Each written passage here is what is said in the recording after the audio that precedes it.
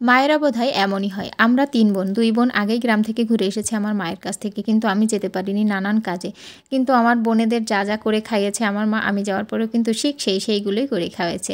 তো hello everyone, আসসালামু আলাইকুম। সবাই কেমন আছেন? আশা করি আল্লাহর রহমতে সবাই ভালো আছেন। তো এই যে সকাল আমার মা রুটিটা করে দিচ্ছিল। আর এখানে গতকাল আসছি, তো আসার পরে যে গরুর মাংস নতুন আলু রান্না করছে সেটা দিয়েই আমি সকালের রুটিটা খেয়ে নাস্তাটা সেরে নিলাম। আজকে যাব মাঠে, আমার আব্বুর মাঠে। এখানে অনেক কিছু আছে, তো সেটা আপনাদের সাথে দেখাবো। আর প্রথমে যে কথাটা বললাম সেটা কিন্তু আপনাদের সাথে শেয়ার করব। কি খেলাম মায়ের বাসায় সবগুলো নিয়ে থাকছে আজকের ব্লগ ভিডিওটা। তো এখানে দেখেন আমরা প্রথমেই চলে আসছি আমার আব্বুর যে মাঠে। তো এখানে কি আছে আমার এত ভালো লাগছে, প্রথমে ঢুকেই দেখলাম এরকম একটা সুন্দর ভুট্টা ক্ষেত আর সাথে সরিষা বাগান। মাশাআল্লাহ এত সুন্দর প্রত্যেকটা জিনিস কিন্তু এত ভালো লাগছিল আসার।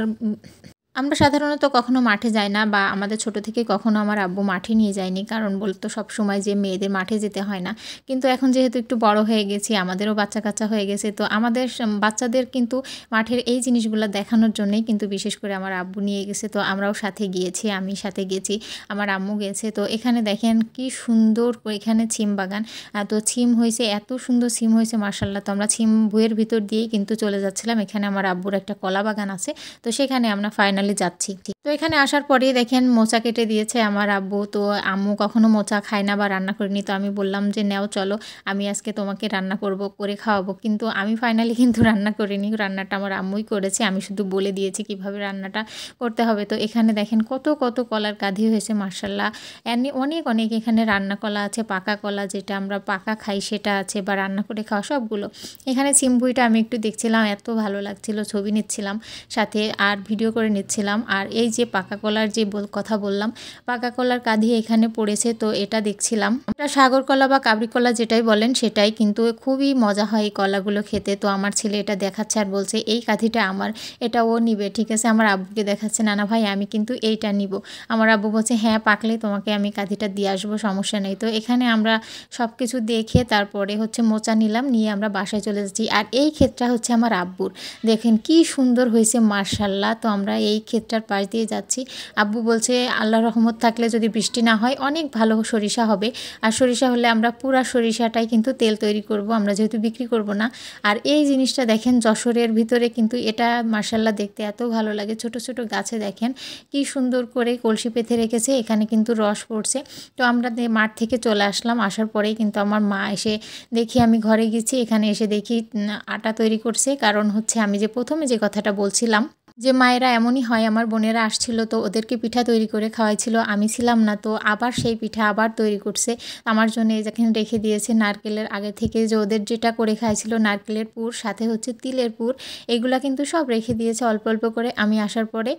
তো এটা তৈরি করছে। তো আমার ছোটো বোন চলে আসছে, ওর বাসা আমার বাবার বাসা থেকে অল্প একটু পথ, তো আমরা গেলেই ও চলে আসে। তো ওকে দিয়েই পিঠা তৈরি করাচ্ছিলাম আর আমি বসে ভিডিও করছি। আর এখানে তিলের যে পুরটা করে রেখেছে ওইটা মাঝে বসে খাচ্ছিলাম।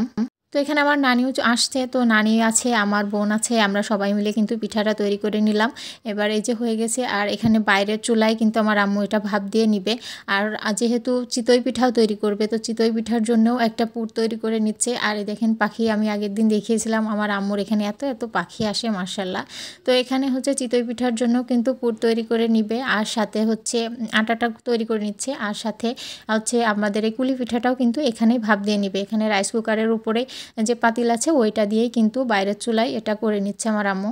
তো এটা আমাদের বাইরের রান্নাঘর, বাইরে এখানে নতুন করা হয়েছে। এটা যেহেতু বাইরে এখন অনেক শীত ভেতরে, তো ভেতরে আমাদের আরেকটা বড় রান্নাঘর আছে, তো এটাই আমার আম্মু এখন রান্না করে। আপনারা আবার রান্নাঘর নিয়ে বিশেষ বিচার বিশ্লেষণ করতে যায় না, কারণ গ্রামে এরকম সবারই থাকে, যারা বিশেষ করে গ্রামে থাকে তাদের দেখবেন আছে। তো আমার আম্মু চিতই পিঠাটা খুবই ভালো হয়, তো আজকে করতে যেয়ে তেমন ভালো হয়নি, বারবার বলছে তুমি যেন এটা ভিডিও করে দিও না, কিন্তু তারপরও আমার কাছে ভালোই লেগেছে, খারাপ লাগেনি। যেহেতু আমি এটা খুব একটা ভালো বানাতে পারি না, আমার আম্মুর হাতের চিতই পিঠা আমার কাছে খুব ভালো লাগে, তো এখানে কিন্তু একেবারে খারাপ হয়নি। তারপরও আমার আম্মু বলছে তুমি এটা কিন্তু ভিডিওই দিও না।